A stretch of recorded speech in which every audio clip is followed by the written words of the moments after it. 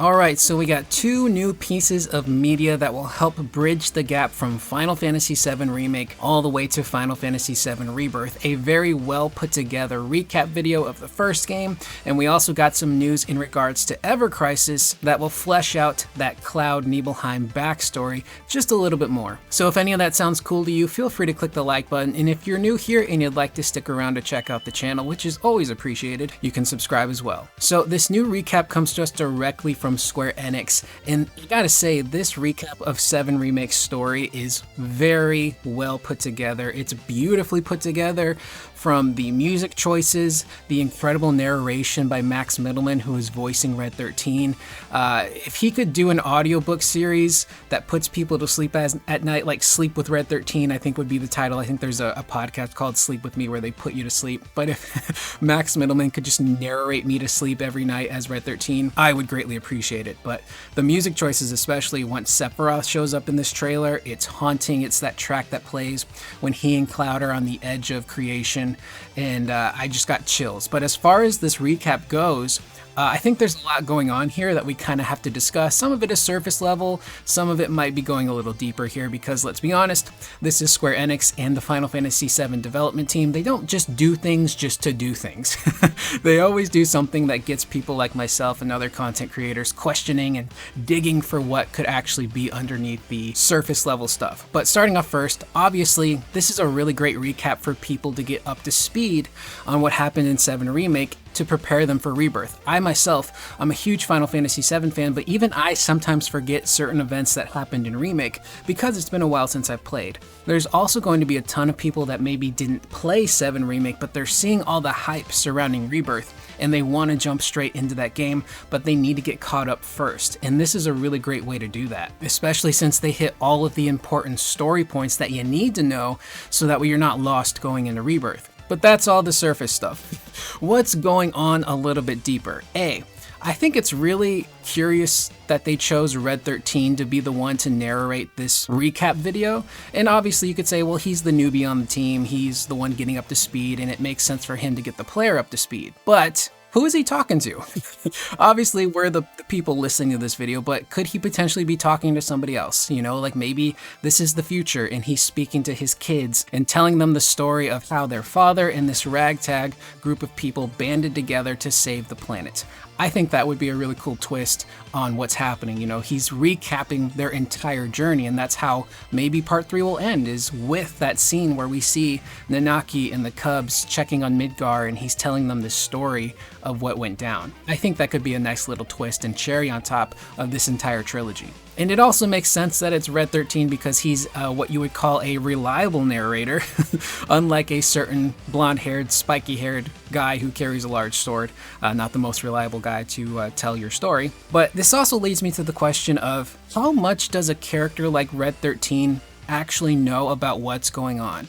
Because if we look at someone like Aerith, she clearly knows that there is more happening. She's being fed bits of information as 7 Remake goes along that explains who people are, what certain events are, and it takes people by surprise. You know, the second time Cloud meets up with her in the church, she immediately knows he's a mercenary, and it catches Cloud off guard, and he looks at her like, how did you know that? And when they go to Don Corneo's mansion and she meets Tifa for the first time, she has this rapport with Tifa like they've known each other for a lot longer than they had. And that even catches Tifa off guard, like, I don't know you. like who is this girl in front of me?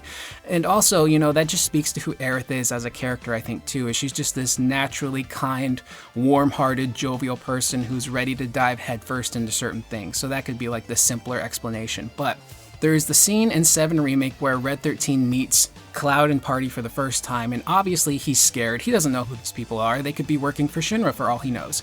But Aerith is the one that calms him down. She puts her hand on his head, he relaxes, and in that moment I'm like, is it a situation where she's literally just calming him down, or is she somehow sharing her memories and visions with Red 13 to tell him, look, we're not your enemy, we're actually your friends, we've known each other for quite some time, this is our goal, this is what we can accomplish. So I'm very curious to see if they flesh that out a little bit more in Rebirth, because I think Red 13 does know a little bit more than what he's letting on to the rest of the party as well, but it's obviously less than what Aerith is getting. Who knows for sure, we won't know until until we meet the Boogs, Bugenhagen. This is a man who can shed way more light on this entire situation. He's one with the planet. He has an infinite knowledge of this stuff. And it'll be interesting to see if he picks up on Aerith having more information than maybe she's supposed to. Maybe he's getting some vibes from someone from the live stream who could be sending that information to her. Now, to continue help bridging the gap between 7 Remake and Rebirth, there is the Ever Crisis side of things with a new section coming to the Final Fantasy VII campaign called Cloud's Memories. And this is going to primarily take place in that flashback period where Cloud tells the party what happened back in Nibelheim, what happened to Sephiroth, all of the things that they encountered. And the timing of this release is really interesting because it's coming out on the 20th, so that's next week. And the developer said that they were going to steadily release story content for the 7 campaign in Ever Crisis that would match up with the events of Rebirth. So periodically they'll be dropping that stuff. And it kind of makes me wonder if maybe that Nibelheim flashback demo for the public is right around the corner. Perhaps at the Game Awards they could announce, hey, new trailer, and at the end of that trailer they could give us a release date on when exactly we're going to be able to play that demo for Rebirth. Hopefully it's sometime soon. But looking at this little video, obviously we get all of the quintessential stuff from Nibelheim, but we also get a preview at that really big green dragon that ends up stopping the truck that Sephiroth and Cloud are on that they have to fight, and it looks terrifying. This is a genuinely scary looking dragon, and this could be a slight preview of how the dragon is going to look in Rebirth, assuming the dragon is still there. I think it will be. But this will be a really fun thing to get to play through as well. And again, this helps bridge the gap between 7 Remake and Rebirth for a lot of people. We also got a bit of a deep dive on some of the world intel for Final Fantasy VII Rebirth. This comes to us directly from the Square Enix blog, and in it they give us some little blurbs about places like Kalm, which now looks like a massive fortress. You can even see the gigantic Mako pipeline running around outside of it, which is going to power the city. And we've seen some of these pipelines in previous trailers running across the world, so clearly Shinra's reach extends very far outside of Midgar. There's the Mithril Mines, where again, this used to be a place that was run by Shinra until it was abandoned. It's connected through the grasslands in Junon. And of course, the people that used to work there are now monsters that we're going to be fighting. And I have to say that visually it looks impressive. You can see all of the crystals and minerals that are self-illuminating and giving off this really cool, eerie kind of vibe.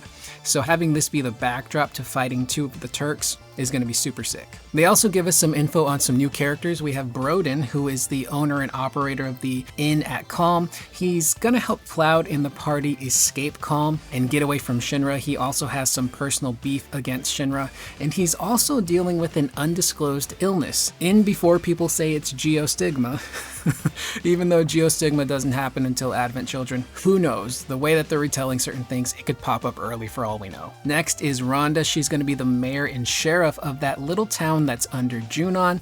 She's also not a very big fan of Shinra, but when she comes across Cloud and the company, she does offer to help them escape as well. Priscilla, who is the young girl from the original game who is drowning and we have to perform CPR on her, she's here as well. She's a very cheerful kid, loves all the animals around her, and is really concerned about how all of the Mako reactors are affecting the waters in the area, thus affecting her animal friends like Mr. Dolphin. We have Chocobo Billy, which is the grandson of Chocobo Bill. He's the one who's going to help us get the Chocobos and learn how to ride them. There's his sister Chloe, who runs the shop within the Chocobo farm. She's said to be very warm and polite, but she does worry about her brother's fixation on money. So that might be a side quest in and of itself where maybe Chocobo Billy gets into some trouble. Maybe we help him learn to be a little bit more fiscally responsible. Up next, they go into a little bit about combat with Red 13, which we've already covered in a separate video, so if you'd like to check that out, I'll leave a link to that. But they do bring up the ability called Ward Shift from Aerith, which is going to allow her to create these sigils on the ground and teleport from these different sigils across the map. So that sounds like an ability that's super cool, but could also potentially be very broken and busted once you figure out how to properly utilize it. Next, they go into a little bit more detail about Kujata, which is that bovine summon from the original Final Fantasy VII. And if I remember correctly, in order to get it, you had to go on a bit of a wild goose chase because you couldn't just grab the materia and equip it. You had to chase chase it around. I think it was the Sleeping Forest in Bone Village, I think is the location of Kujata, but you had to chase him before you could actually use him. But in Rebirth, he's going to again have a mix of fire, ice, and lightning attacks. He can throw his enemies around, slam them on the ground, and hit them with each specific weakness that they might have based on the elemental stuff. And then of course he has his ultimate attack, Tri-Disaster, which is what he's going to use before he leaves the battlefield. Now up next, there's a little bit more details on the world intel, including these things called proto-relics, which are these unknown origin artifacts that Chadley will help us track down by using those towers we come across outside in the world. And what's super interesting about this description here, it says, Chadley should be able to point you in their direction. Be warned, however, they seem to alter space-time and are known to cause strange phenomena. And if we look at the screenshot provided by Square Enix, Cloudbear and Aerith are fighting Butch and his bandits from Final Fantasy VII Remake. But if you look at the upper left-hand side of the screenshot where the world intel is at, it says defeat the decoys. So I'm wondering if the proto-relics are going to be a way for us to fight the enemies that we came across in Final Fantasy VII Remake, since we can no longer go back to Midgar. So maybe these proto-relics and this strange phenomena and energy waves they give off pull from the experience of our characters, bring those enemies to life, and we have to fight them before we can continue looking for this treasure. That could be potentially super cool to revisit some really awesome battles from the first game, but now in Rebirth. And last but not least, they introduced to us a brand new difficulty mode. So obviously you have the easy mode and the normal mode, but now we have dynamic difficulty. And in dynamic difficulty, enemies grow stronger as your characters do. Perfect for players who crave constant challenge.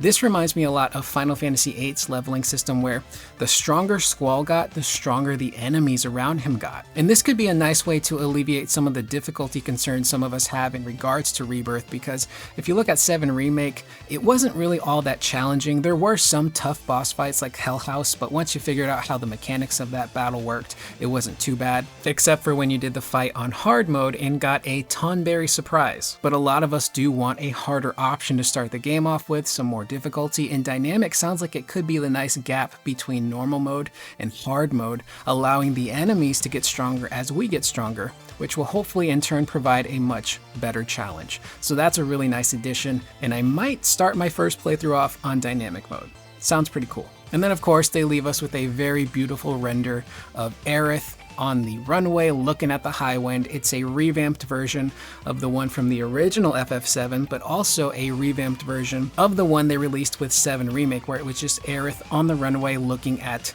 the world in front of her, but now she's got the high wind and an endless amount of possibilities in front of her. So with that being said, that's the video. Let me know how you guys feel about this information in the comments down below. Do you think there's more going on with that Red 13 recap video? And what do you guys think of this new dynamic difficulty mode? Is it something that you yourself will be trying out when you get your hands on Rebirth? I am Curious Corduroy. I will see you guys in the next video. Please remember to always be excellent to one another.